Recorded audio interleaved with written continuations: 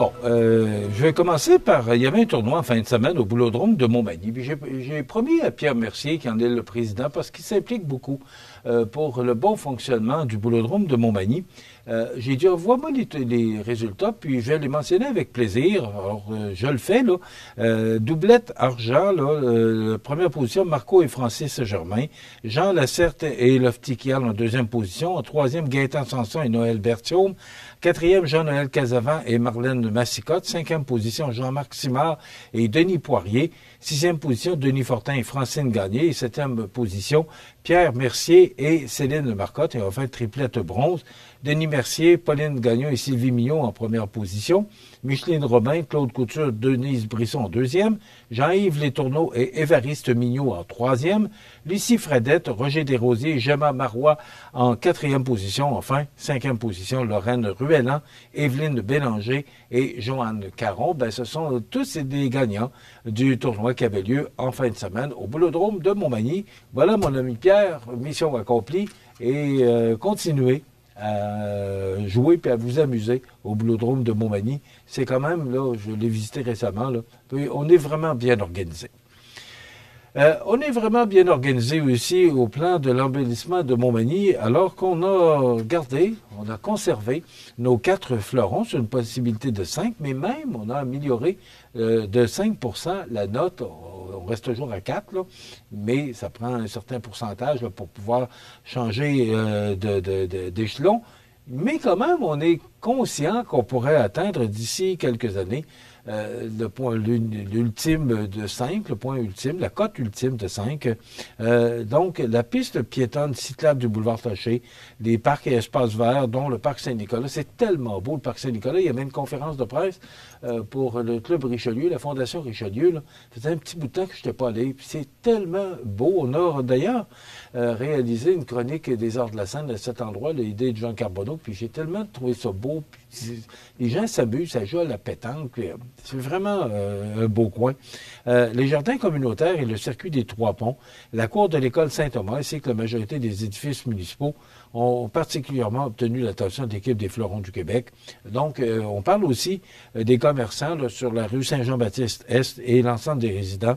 On souligne cependant que le secteur industriel devra redoubler d'ardeur. Donc, bravo à tout le monde pour faire de notre belle ville de Montmagny une belle ville à Montmagny. Je vous parle de l'opération Tendre la main. Gaëtan en a parlé un petit peu. C'est à partir d'aujourd'hui jusqu'au 6 décembre prochain. C'est l'opération Tendre la main, alors que dans de nombreuses régions au Québec, des activités locales et régionales de l'association et le port du ruban blanc en forme de V inversé souligneront cette semaine particulière. Ça coïncide avec les 12 jours d'action contre les violences faites aux femmes.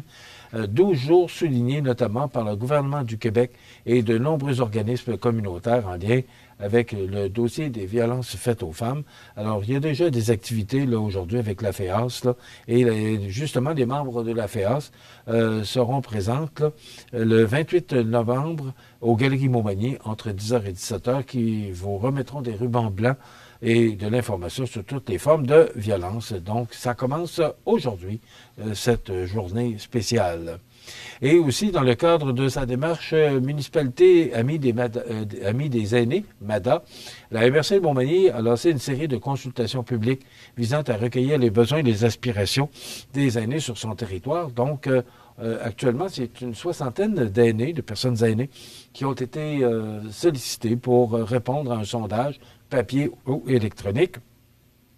Donc, ça va se poursuivre. Là, il y a des municipalités de Cap-Saint-Ignace, Saint-Just-de-Bretonnère, Sainte-Lucie-de-Beauregard, Lac-Frontière et l'Île-aux-Grues qui sont actuellement sondées.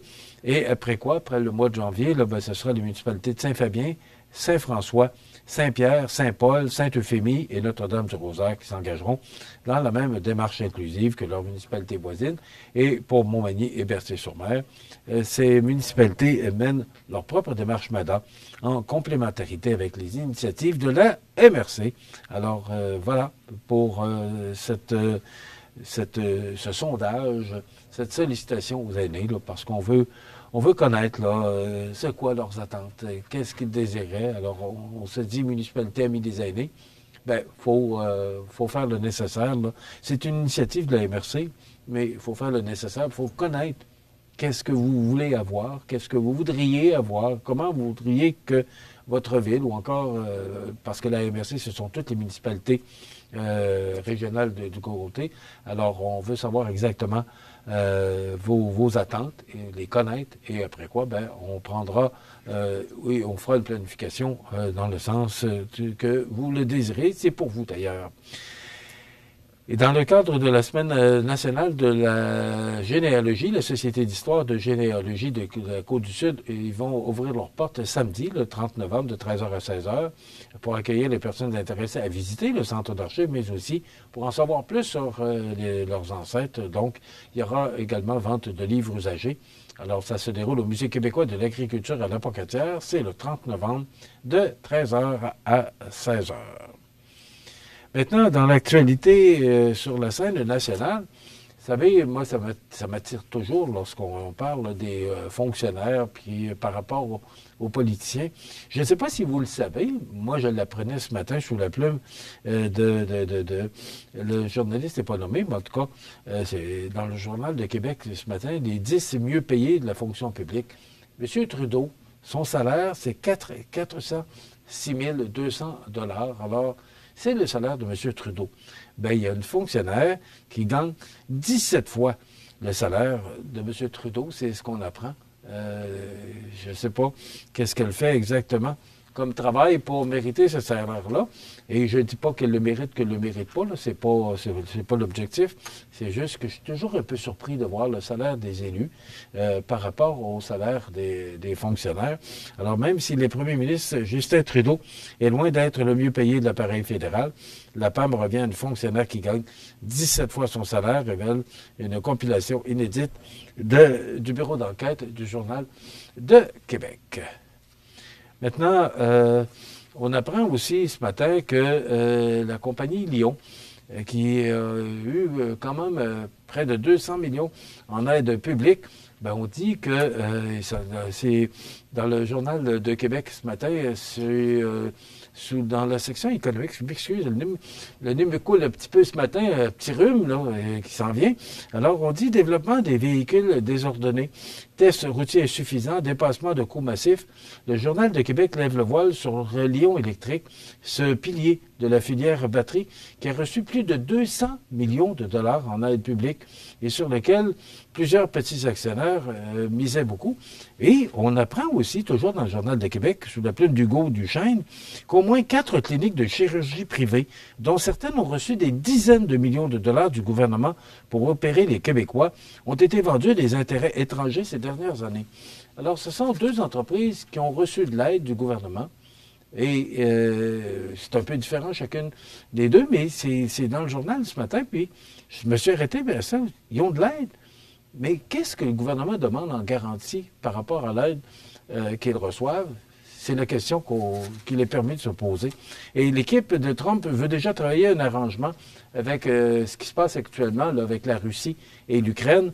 On dit que l'équipe de Donald Trump va commencer à travailler avec l'administration du président sortant Joe Biden pour parvenir à un arrangement entre l'Ukraine et la Russie parce qu'on sait que la tension a monté vraiment d'un cran la semaine dernière alors que M. Biden autorisait le lancement de missiles américains vers la Russie, autorisait l'Ukraine.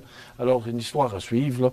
Donc, demain, on vous propose la chronique d'optométrie Skyvision et Karine Boutin du Havre des Femmes sera avec nous.